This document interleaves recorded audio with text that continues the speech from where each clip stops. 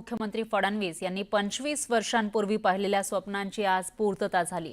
गरिबांना नाममात्र दरामध्ये अत्याधुनिक वैद्यकीय सुविधा पुरवण्यासाठी गंगाधरराव फडणवीस मेमोरियमच्या माध्यमातून नागपुरात गंगाधरराव फडणवीस डायग्नोसिस सेंटर साकारण्यात आले।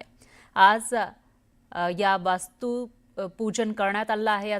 तर या डायग्नोसिस सेंटरमध्ये गरिबांना 2100 रुपयात MRI मिळणार आहे आणि अत्याधुनिक सुविधांनी युक्त हे सेंटर आहे।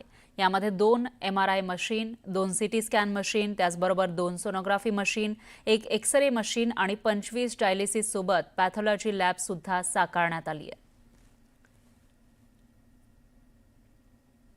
देवेंद्रजींच्या मनामध्ये हा प्रकल्प होता, परंतु अमाउंट खूप जास्त लागणार, त्यामुळे हा प्रकल्प फक्त डोक्यामध्ये राहिला।